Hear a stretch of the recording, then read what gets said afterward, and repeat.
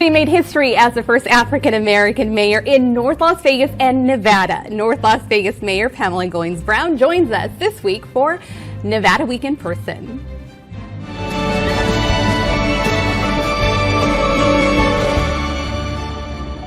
Support for Nevada Week in Person is provided by Senator William H. Hernstat.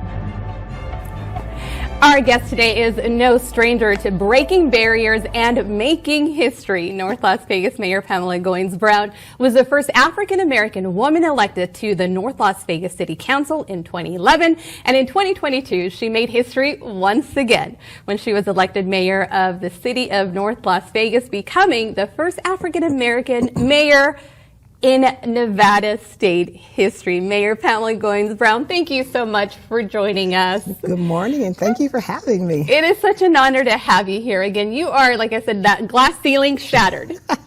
How does that feel, knowing when you hear that? And again, you've done so much, not only as an educator here in Southern Nevada, but as a member of North Las Vegas City Council and now the mayor, and again, the first not only woman, but black mayor. Absolutely. It is such an overwhelming feeling of joy and just appreciating the support that the constituents had in me to be their next leader. And some days at work, it's just still so surreal some days because it is a barrier-breaking moment. And it's just a proud time for me. And then I just look at it as I'm opening the doors for so many that come behind. Know this lady and the work that she has done so far. Let me know in the comments. Me, so many young African-American boys and girls. It's like, if I can do it, so can you. And let's talk about that. You mentioned opening up doors because you had someone open up that door wide open for you. Let's talk about your parents. I come from a family, a long line of educators, and my father was also a public servant. He served as councilman and mayor pro tem during his tenure. And so education was just something that we did in our household. It was not an option at all. And just as he served on the council, we would always hang out with him, or we would have to go to council meetings, and we were like, but why? And so, you know, we were probably learning, and we didn't know that we were learning. And then if he went on convention or business trips that were related to the city, he would always take the family with him. And let's go back to when you had to attend those meetings. As I think off camera, we were talking, you were about 9 years old.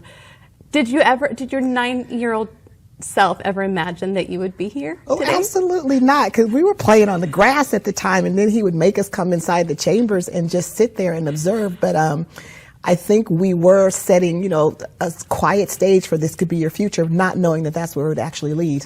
And let's talk about, I did read that somewhere you mentioned you had to attend those meetings that were a bit boring back then.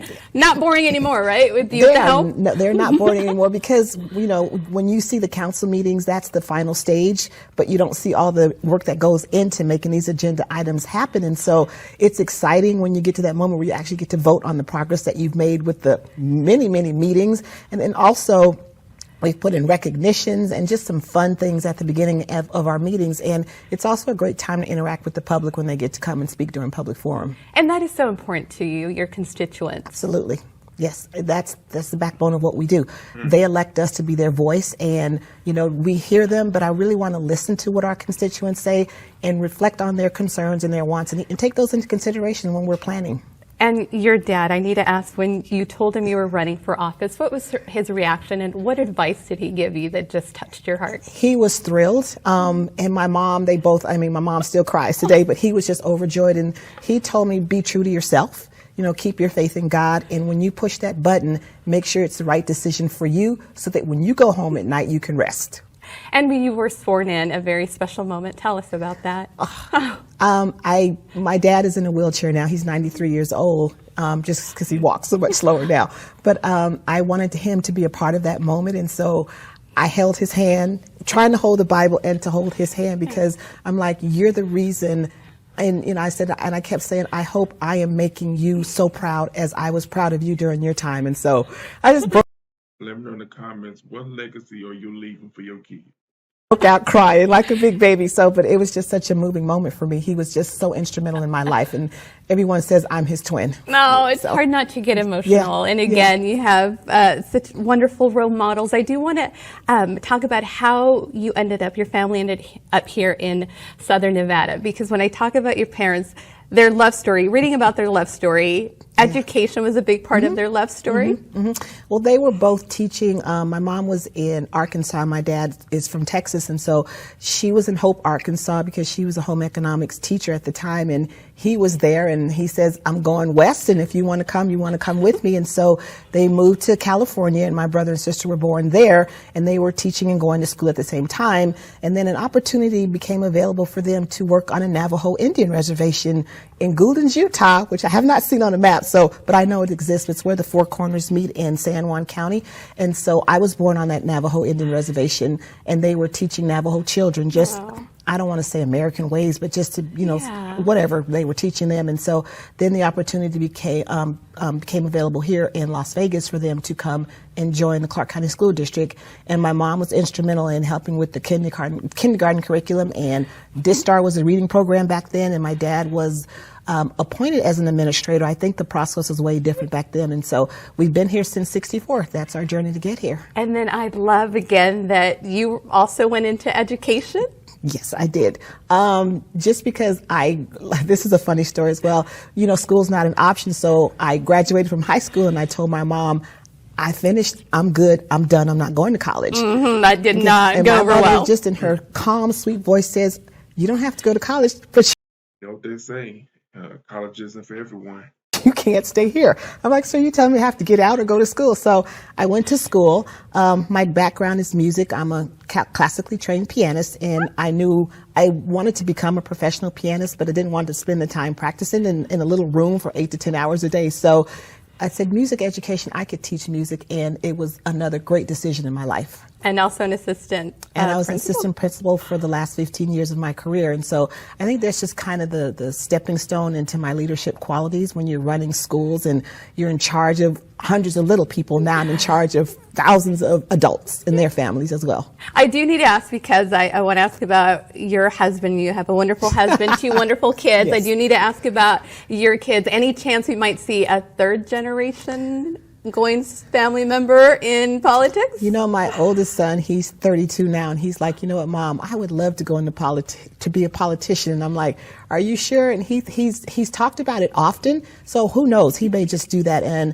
my youngest son is, he works at a production studio in California, and he's loving it, and he's in a lot of leadership roles right now. And so I'm hoping both of them just grow their professions and do what they love. And what do they think about Mom being mayor? And also your husband, what does he think? First of all, my kids are just overjoyed, and they are thrilled, and they both Let me know in the comments, would you love to hold office?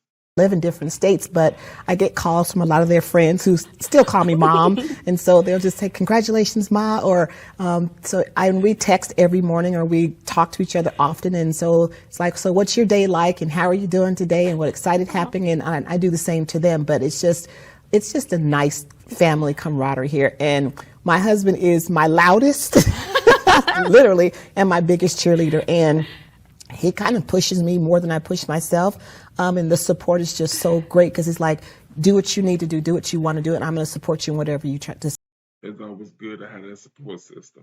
decide to do. So it's been great. I love seeing some of your photos together, your family photos. I saw one with the entire family going to Hawaii with your parents as well. That was so sweet. Yeah. We always travel in packs. It's like if one goes, we all go. So it's just fun, because that's how we get to connect and, grow together as a family. Yeah. No, going back to being the wonderful mayor of North Las Vegas, I was reading, though, that you will only be able to serve 1 term, at least for now. Tell us about that. Just 1 term until 2026, just because of the term limits. Yeah. And so, who knows? I'm always optimistic. Maybe one day that will change, and hopefully if it does, it will change. Look at that. Presidents get term limits. Mayors get term limits. Let me know in the comments, do you think any other political party should get term limits? Before 2026, because I have so much energy right now, and there's so much that I need to get accomplished, and 4 years will go so super fast. It does go fast. So Yes. let's talk a little bit about what you plan to do. It's been wonderful having grown up here in Southern Nevada, just like you, to see how North Las Vegas has evolved. I've been seeing you since you took office in December. You've been at groundbreaking ceremonies. You've been at ribbon cuttings. You've been busy. A lot going on in North Las Vegas. A lot going on. And just to kind of understand where we are today, if you know what happened in 2011 when I first came on the council, and it's just like, what's going on and what do you do when you have an economy that's failing and a city that's failing? And so, we just put our heads together and say, failure is not an option. And so came together with a great, robust, vigorous vision. And and it takes a while. And then we got hit with COVID. That's another setback. And so you're seeing a lot of what this vision is currently going on now and what will happen in the future in North Las Vegas. And what are some exciting projects going on in North Las Vegas? Economic growth is just booming in all of our cities, but we have some major projects. Our Apex Industrial Park, it's 7,000 acres of industrial space that is booming. We just got approved for the second water line out there, so that will help with infrastructure already in place. And so we can attract more companies to come out there and develop and set up shop with high-paying jobs, and that will be careers versus jobs for our residents. Our job creation zone is around the VA area off of 215 Pecos area. It's a 135-acre medical campus with green spaces and restaurants. And then our downtown revitalization project, which is a huge acreage of redevelopment as well. And Mayor, another thing that I love that you're doing, being an educator, yes. You are doing so much to help when it comes to education yes. in North yes. Las Vegas. Yes, Tell us about some of the projects that you have going on with that. Well, we created an education advocacy committee, and the goal of that committee is to support schools in North Las Vegas, whether they're public, private, or charter schools. We just awarded over $200,000 in micro grants to some of our schools, and we want to see what their projects are going to do and just how we support them. And this committee met with principals, and we just talked to our educators, and they wanted to focus on chronic absenteeism, family and student engagement. Of course, student achievement is always number one, and then teacher retention and bringing teachers to North Las Vegas, not only to start but to stay there. And so we're working very hard with our schools in partnership with the city. Oh, thank you for doing that. That's pretty amazing.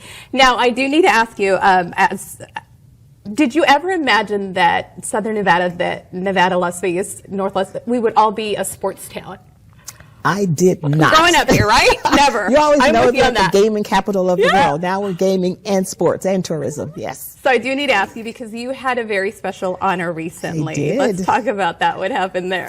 Well, the president of the Raiders, Sandra Douglas Morgan, before she was actually the city attorney in North Las Vegas, so we have a long relationship that goes back even prior to that. But Mark Davis called her and said, "Do you know this mayor in North Las Vegas?" And she says, like, really? Yes. And so I got the call to come and light the torch at the Raiders Stadium. And I was like, oh, dear. Talk about a phenomenal, life-moving moment. The smile on your face said it all. Yeah. Now, with the Super Bowl coming up next year, involvement in North Las Vegas, how will you be involved? We will just support whatever the tourism industry is doing. And if they're, year before last, they actually did some tree planting at Craig Ranch Regional Park with the Raiders organization. And so we'll just expand on those efforts. And then we're also partnering with them with some of our education initiatives as well. Oh, that's wonderful. Now, I have to say, I asked you about some fun facts before this, and I love the fact how you pick your NFL team, because you have to share this with the world. How do you pick your NFL team? Oh my goodness! I look at the quarterback. If the quarterback's a looker, I'm like, I like that team. But he has to be good. He has to be good, though. Well, that's very important, right? He It has can to just be good. that. Absolutely, yeah. Now, another interesting thing, I love that you actually enjoy fishing. I love to fish. It's calming, it's relaxing, and I do quite well, actually. My husband and I went on a trip with former Mayor Lee. We went fishing. I'm the only one who caught fish. So, oh, yes. Mayor Lee, if you're out there, I did it. First black female mayor of Las Vegas. Now, let's be honest. That's a feat within itself. I would love to know if anyone knows her work, because something tells me that she was very good at her job. Let me know in the comments what you think about this. And also let me know if you would love to be a first at something. It'll make a difference what it is. Let me know in the comments as well. Let's have a conversation.